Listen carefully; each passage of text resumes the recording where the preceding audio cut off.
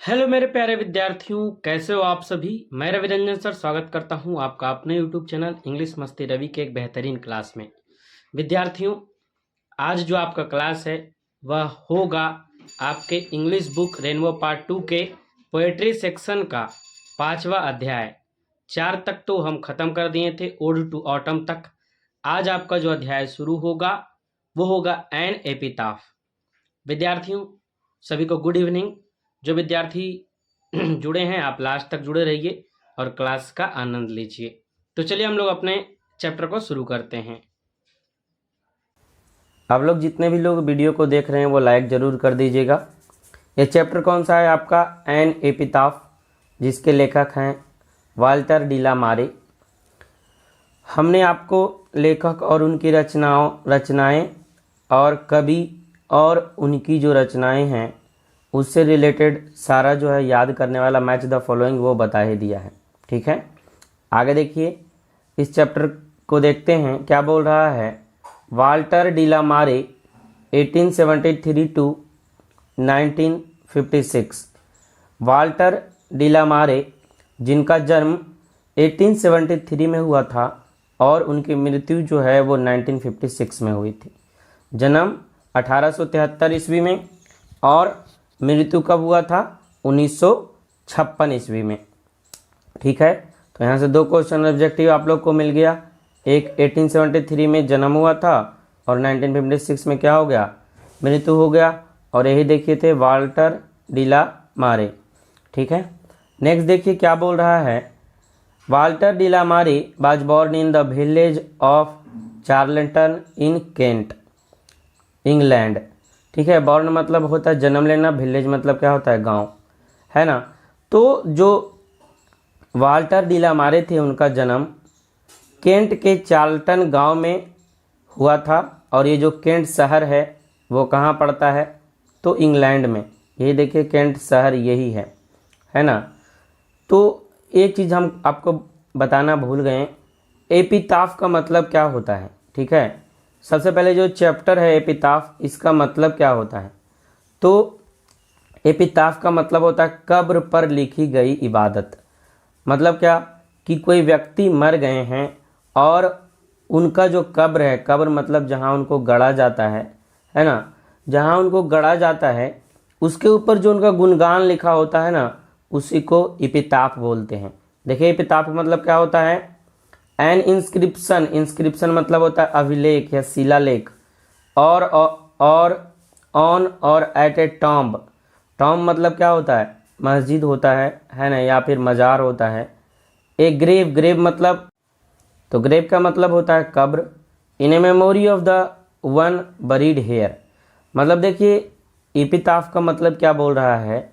N inscription एक तरह का शिलालेख या फिर मजार या तो फिर कब्र, है ना।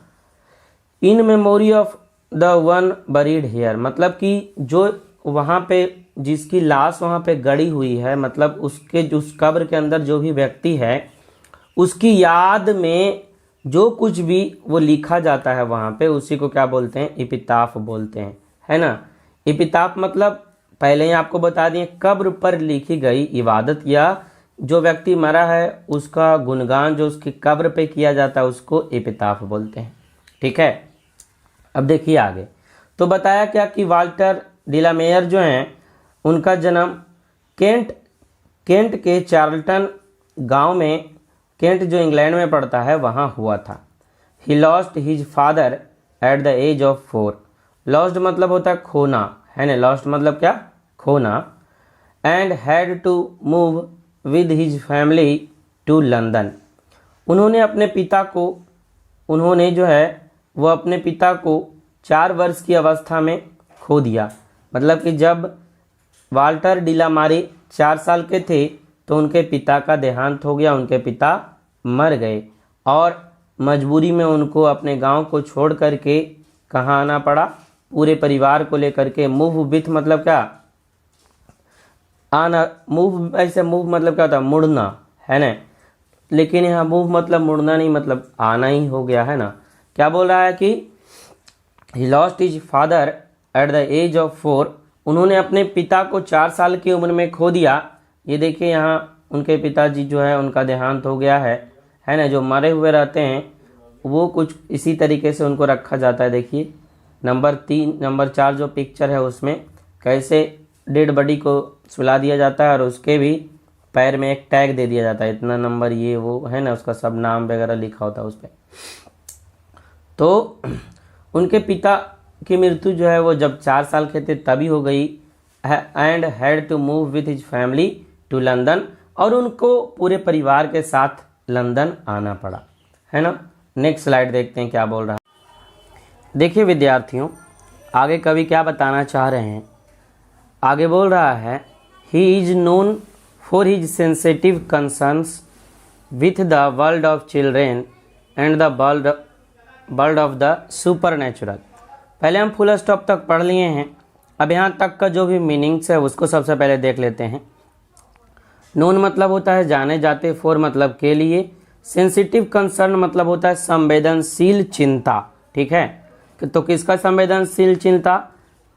द वर्ल्ड ऑफ चिल्ड्रेन बच्चों की दुनिया, और वर्ल्ड ऑफ सुपर नेचुरल अलौकिक शक्ति की जो दुनिया होता है उससे संबंधित, ठीक है। तब यह क्या कह रहा है? ये बोल रहा है कि उन्हें जो है वो बच्चों की दुनिया और अलौकिक दुनिया जो है, world of the super natural मतलब क्या हो गया? अलौकिक, जो इस लोक से संबंधित है ही नहीं, है ना। अलौकिक का उल्टा लौकिक होता है, लौकिक मतलब जो इस लोक से संबंधित है। अब सुपर नेचुरल जो चीज़ है, जैसे बिजली का कड़कना, तो बिजली एक तरह से आपके लिए सुपर नेचुरल चीज़ ही है, क्योंकि देखते हैं कितना तेज़ी से कड़कता है और नीचे गिर जाता है, पता भी नहीं लगता है।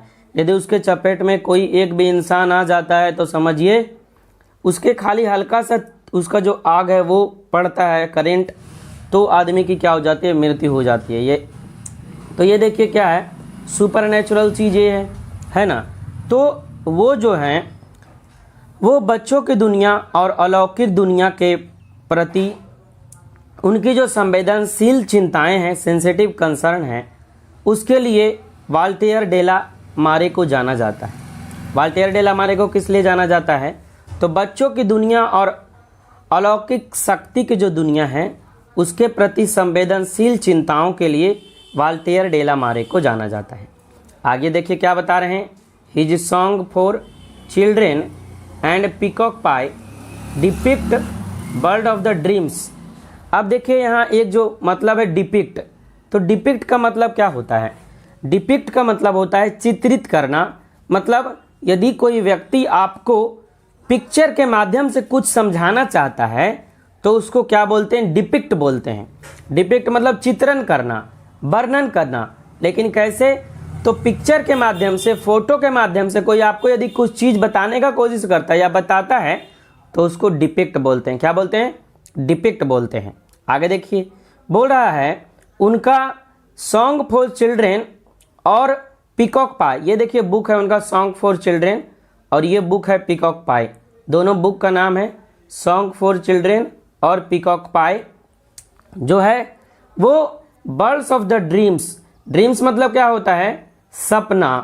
तो इनका जो बुक, कौन कौन book? 2 book, song of children और पीकॉक पाई, ये सपनों की दुनिया का चित्रण करता है, ठीक है। आपसे यदि ऑब्जेक्टिव क्वेश्चन में पूछ दिया कि सॉन्ग ऑफ चिल्ड्रेन जो बुक है वो किसका है, तो आप लोग क्या बताइएगा? अपना आंसर कमेंट में जरूर लिखिएगा। दूसरा है पीकॉक पाई, वो किनका बुक है, तो अपना आंसर भी उसको कमेंट में लिखिएगा, ठीक है। तो ये जो दोनों बुक है, ये दोनों बुक जो है वो सपनों की दुनिया के बारे में बताता है। वैसे भी आपको भी पता है कि बच्चों लोगों को जो इंटरेस्टिंग चीज़ है, जो मतलब इस दुनिया से संबंधित ही नहीं है, वो सुनने में मज़ा आता है। आप लोग को भी आता होगा, है ना, परी की कहानी, दैत्य की कहानी, है ना, ये सब जो कहानियाँ होती है वो सुनने में मज़ा आता है। आगे देखिए क्या बोल रहे हैं कवि। आगे कवि के बारे में बता रहा है, but even in these songs there is a note of melancholy. The poet makes us aware of the inhuman condition of modern life. अब यहाँ तक हम पढ़ लिए और यहाँ तक का जो भी मीनिंग है, सबसे पहले हम मीनिंग देखते हैं। मीनिंग देखने से होता ये है कि हमको तो सबसे पहले सब मीनिंग पता हो जाता है तो समझना ज़्यादा आसान होता है। देखिए, नोट ऑफ मिलानकोली मतलब होता है उदासी का गीत, अवेयर मतलब जागरूक, इनह्यूमन मतलब होता है अमानवीय, कंडीशन मतलब स्थिति, और मॉडर्न लाइफ मतलब होता है आधुनिक दुनिया या आधुनिक जीवन, है ना। तो बोल रहे हैं क्या कि वो जो हैं, वो कवि जो हैं वाल्टेयर डेला मारे, वो तो वैसे बच्चों के बारे में ज़्यादा बताते हैं, अलौकिक दुनिया के बारे में ज़्यादा बताते हैं, लेकिन जैसे ही बट लगा दिया तो बट जो होता है वो कंट्राडिक्टरी कंजंक्शन होता है। बट क्या होता है? Contradictory conjunction. एक तरफ यदि बट और कंजंक्शन क्या काम करता है, तो कंजंक्शन जो है वो जोड़ने का काम करता है।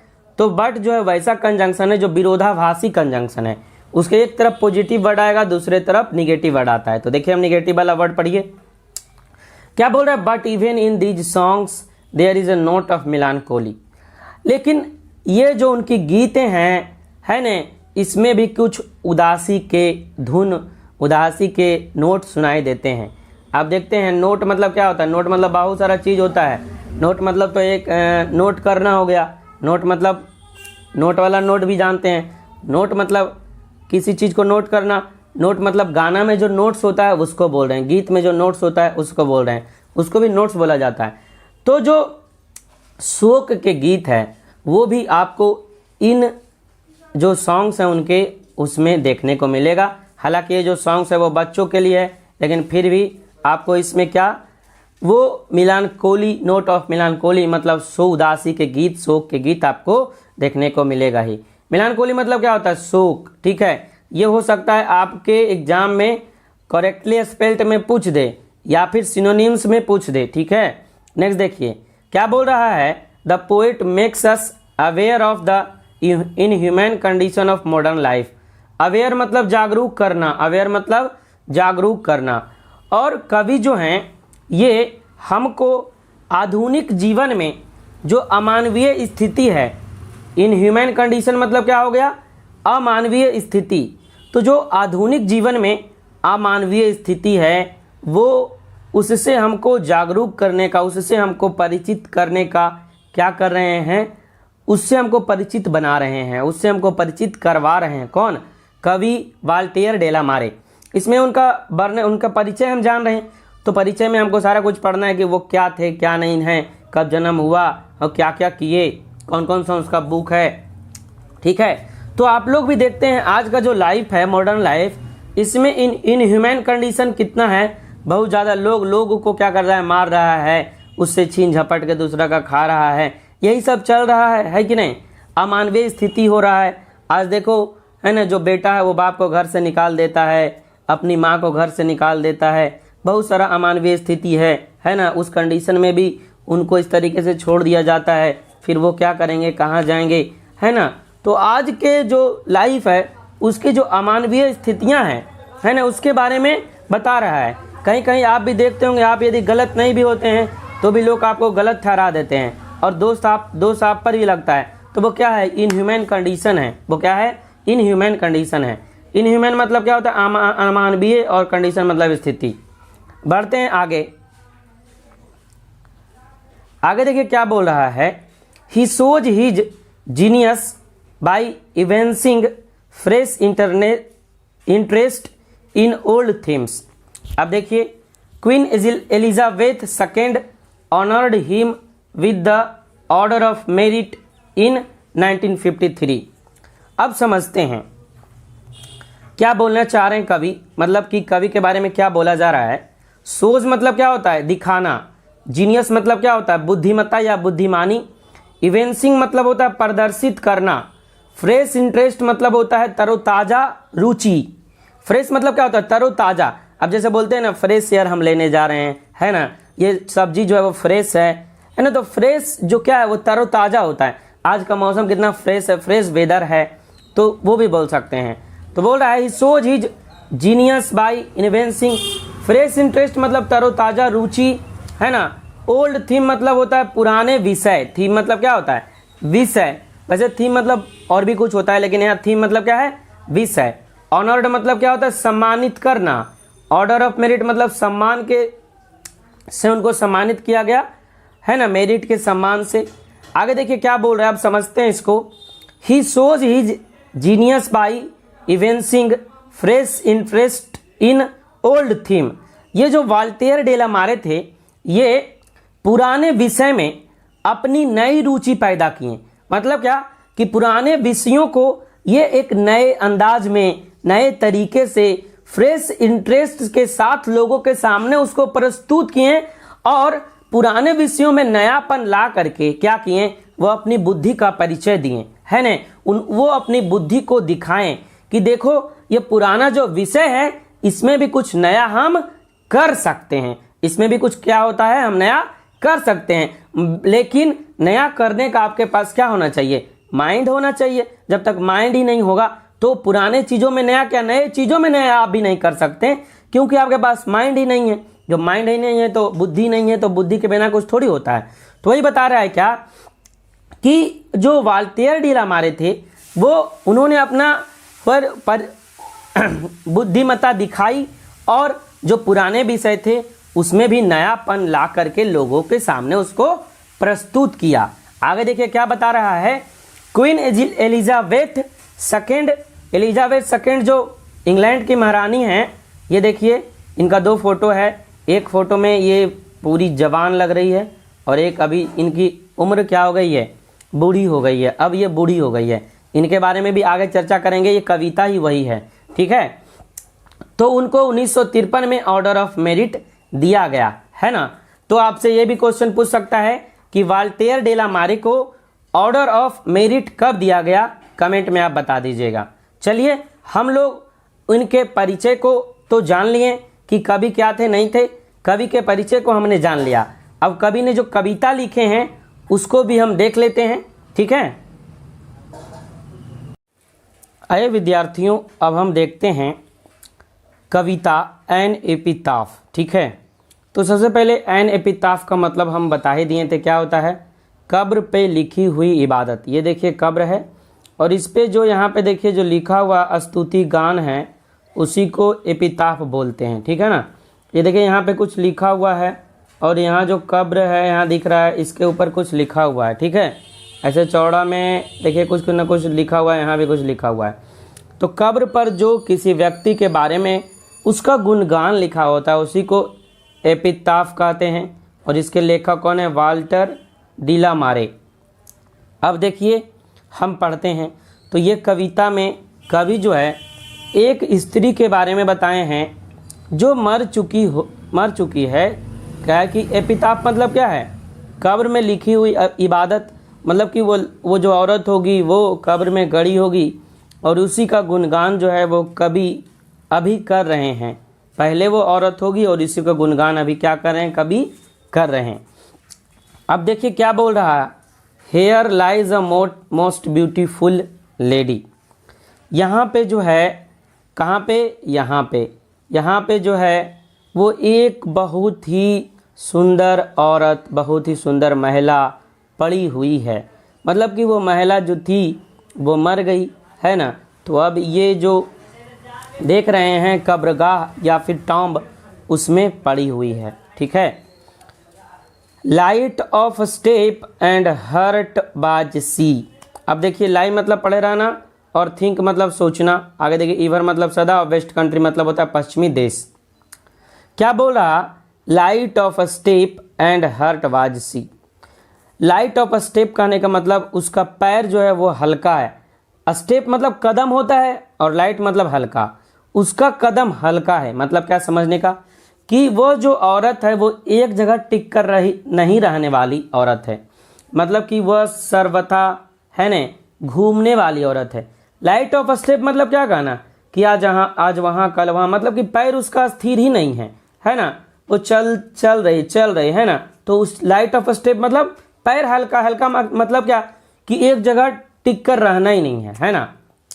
तो बोल रहे हैं light of step and heart was सी।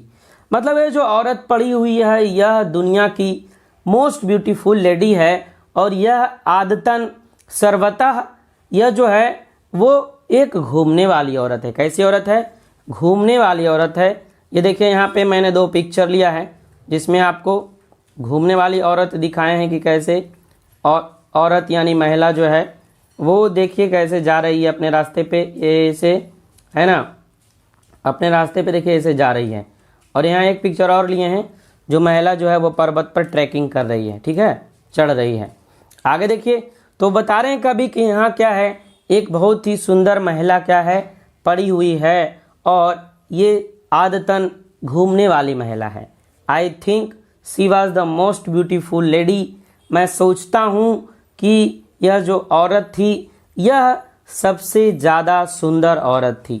और देखिए मैंने यहाँ एक दुनिया में सबसे ज़्यादा सुंदर औरत यानी लड़की यानी महिला, उसका भी तस्वीर यहाँ लिया। ये देखिए, ये टॉप मोस्ट दुनिया की सुंदर लड़कियों में से एक है, या फिर बोल सकते हैं टॉप मोस्ट लेडी में से एक हैं ये, जिनका हम यहाँ तस्वीर लिए हैं, ठीक है, 2021 के अनुसार, ठीक।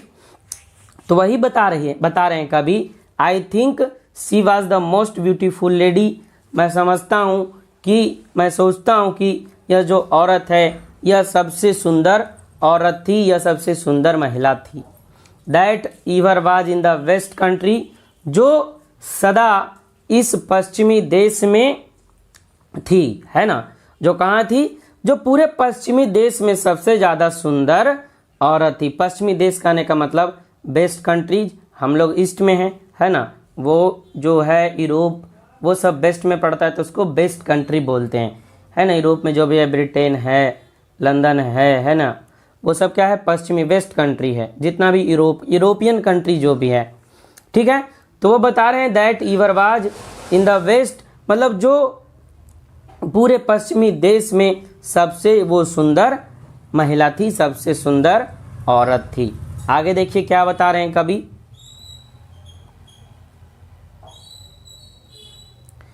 आगे देखिए बोल रहे हैं, but beauty vanishes beauty passes however rare it be. अब यहाँ थोड़ा सा समझिए, कितना अच्छा बात बताए हैं, इसको हम आपको वीडियो के द्वारा भी दिखाएंगे।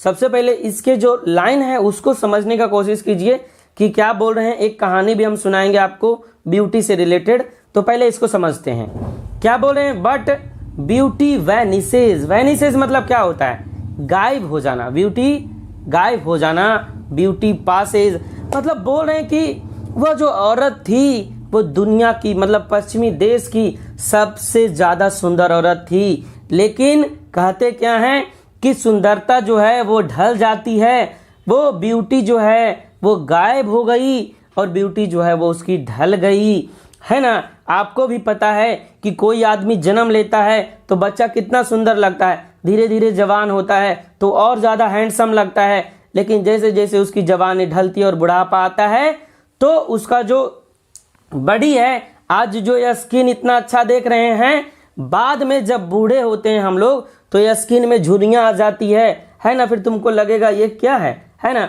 तो आदमी कवि जो है वो आदमी के बारे में उस महिला के थ्रू बताना चाह रहे हैं कि देखो आदमी, है ना, अपने आप पे घमंड नहीं करना चाहिए।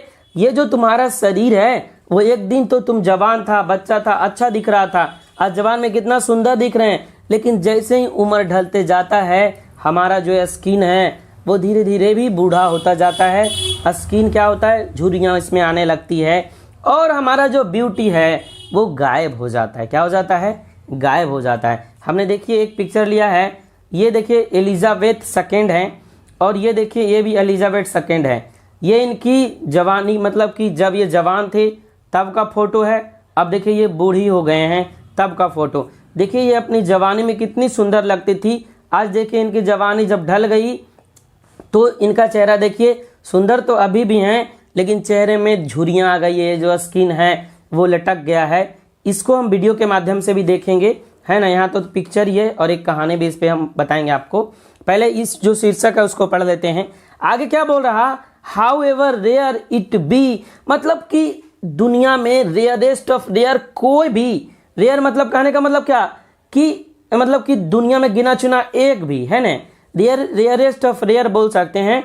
तो बोल रहे हैं कि जो ब्यूटी है वो पास हो जाती है, वो ब्यूटी रहती नहीं है ना। इसलिए ब्यूटी पे, सुंदरता पे गुमान नहीं करना चाहिए, घमंड नहीं करना चाहिए। हम तो इतना सुंदर हैं, जो कितना भी सुंदर रहे उसकी जो सुंदरता है वो ढल ही जाती है, है ना, क्योंकि हम आदमी हैं और जिंदगी हमको मिला है तो जिंदगी हमसे छीन भी जाएगा। जिस समय कोई व्यक्ति मर रहा होता है उस समय उसका फोटो देखिए, और जब वो जवान होता है उस समय उसका फोटो देखिए, आपको पता लग जाएगा ये लाइफ क्या है। तो इस लाइफ पे गुमान घमंड क्यों करना, है ना। देखिए क्या बोल रहा है कि however rare it be, मतलब कि कोई मुश्किल या फिर कोई रेयरेस्ट ऑफ रेयर भी व्यक्ति यदि है जो सुंदर है, ऐसा हो सकता है कि वो बहुत सुंदर है और लास्ट तक सुंदर है, मरने तक वो मुश्किल ही है ना, वो आपको भी पता है वो मुश्किल है। तो वो जो ब्यूटी है वो गायब ही हो जाती है, सुंदरता गायब हो जाती है। एंड व्हेन आई क्रम्बल, और मैं तब कमजोर पड़ जाता हूं जब मैं टूट जाता हूं। क्रम्बल मतलब कमजोर पड़ना या टूट जाना। Who will remember the lady of the west country, और ये जो वेस्ट कंट्री पश्चिमी देश की ये जो लेडी है जो इतनी सुंदर है ने, जब तुम्हारी ये सुंदरता ढल जाएगी, जब तुम्हारा ये सुंदरतापन, जब इतना जो तू खूबसूरत लग रही हो खत्म हो जाएगा, तो बता तुमको कौन याद रखेगा, है ना, तुमको कौन याद रखेगा, है ना। वही बता रहे हैं, इसी को सोच करके कवि जो है वो कमजोर पड़ रहे हैं कि अभी तो तुम बहुत सुंदर है, हाँ ठीक है, अभी सब तुम पे लाइक करता है, सब अच्छा तुमको बोलता है, लेकिन जब तुम्हारी सुंदरता ढल जाएगी तो क्या होगा, है ना, तो तुमको कौन याद रखेगा, है कि नहीं।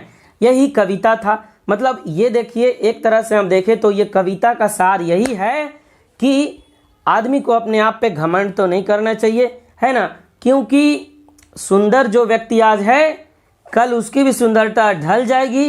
एक गाना भी सुने हैं ना, गोरे रंग पे इतना गुमान कर, है ना, गोरा रंग 2 दिन में ढल जाएगा। गाना सुने हैं, सुने होंगे, है ना। तो चलिए हम देख लेते हैं कुछ पिक्चर वीडियो के माध्यम से कि कैसे जो एलिजाबेथ थे वो कितनी सुंदर दिखती थी और आज कैसी दिखती है, और इससे आपको पता ये भी लग जाएगा कि ये जो ब्यूटी है वो निश्चित नहीं है। देखिए बच्चों, आज हम जो कविता जो हम लोग पढ़ें उसमें बताए थे कवि की जो सुंदरता है वो ढल जाती है। तो आज हम क्वीन एलिजाबेथ का एग्जाम्पल लेते हैं। क्वीन आज की रानी है और रानी को सबसे सुंदर माना जाता है। देखिए रानी जो है वो उनका कैसे कैसे उम्र हुआ। देखिए ये बचपन का फोटो है, ये 3 साल का है। आगे देखिए फिर आपको जैसे जैसे उनका उम्र बढ़ रहा है ये 11 साल का है ना। आगे देखिए फिर ये और खूबसूरत हो गई। अब देखिए इनका जो है वो पिक्चर 23 साल का है, कितनी खूबसूरत दिख रही है। आगे फिर देखिए पिक्चर ये 25 साल का है और देखिए खूबसूरत हो गई। फिर धीरे धीरे इनकी खूबसूरती है जो वो ढल जाएगी। देखिए 38 साल की है ना, फिर 41 साल की। आगे देखिए आगे बता रहा है इसमें, देखिए ये 56 साल की है ना। आगे फिर देखिए 64 इयर्स की और आगे देखिए 74 इयर्स की और लास्ट में आपको 86 ईयर का दिखेगा।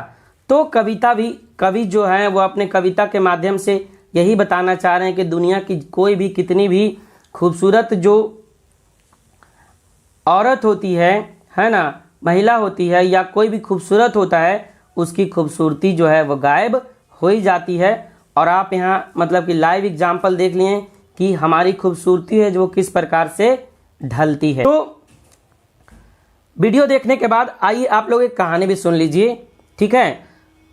तो एक बार की बात है, एक मूर्तिकार था, वो मूर्ति बनाता था और उसके पास एक बहुत ही सुंदर मूर्ति थी, ठीक है। और वो चाहता था कि ये जो मूर्ति है ना इसमें जान आ जाए, इसमें क्या आ जाए, जान आ जाए, तो ये और खूबसूरत दिखने लगेगी। वाह फिर क्या बात होगा, ये मेरे साथ रहेगी, हम चलेंगे दोनों साथ साथ, मजा आएगा। आखिर हुआ क्या, वो जो मूर्तिकार था उसका ख्वाब एक दिन पूरा हो गया। मतलब वो जो मूर्ति है उसमें जान आ गया और मूर्ति जो है वो काफी सुंदर दिखने लगी। लेकिन आपको भी पता है ये मानव तन है, आदमी है, ये जो है जब जिसको जिंदगी मिला है तो ये एक पल खूबसूरत दिखता है तो दूसरे पल ये बदसूरत भी हो जाएगा, है ना। तो मूर्ति का उम्र जैसे जैसे जैसे जैसे बढ़ता गया, वो जो औरत थी, वो जो मूर्ति वाली जो जिसको जीवन मिल गया था, वो जो मूर्ति वाली औरत थी वो धीरे धीरे उसका भी जो स्किन है उसमें भी झुर्रियाँ आने लगी, वो भी धीरे धीरे बूढ़ी होने लगी, है ना। तो कवि जो है इस कविता के माध्यम से आपको यही बताना चाह रहे हैं कि सब व्यक्ति, सब जो अवस्था है वो एक जैसी नहीं होती है आपकी, है ना। तो इसलिए अपने आप पे आदमी को घमंड नहीं करना चाहिए, कोई भी हो, चाहे वो लड़का हो या लड़की हो, कोई भी हो। प्यारे विद्यार्थियों, आई होप कि आपको क्लास अच्छा लगा होगा और आप क्लास को अच्छी तरीके से समझ लिए होंगे। यदि आपको क्लास अच्छा लगा तो आप क्लास को लाइक कीजिएगा और कम से कम अपने 5 दोस्तों को हमारे यूट्यूब चैनल से ज़रूर जोड़िए, ताकि और भी विद्यार्थियों को हम पढ़ा सकें और ज़्यादा से ज़्यादा विद्यार्थी तक हम पहुंच सकें। फ्री पीडीएफ लेने के लिए यदि आप भी अभी तक हमारे टेलीग्राम चैनल से नहीं जुड़े तो आप टेलीग्राम पे जाके सर्च कीजिए इंग्लिश मस्ती रवि, आप वहाँ पे जुड़ जाइएगा। और एक हमारा टेलीग्राम चैनल और है जिसका आपको वहीं लिंक मिल जाएगा, आप उससे जुड़ जाइएगा, उसमें हिंदी का पीडीएफ डाला हुआ है।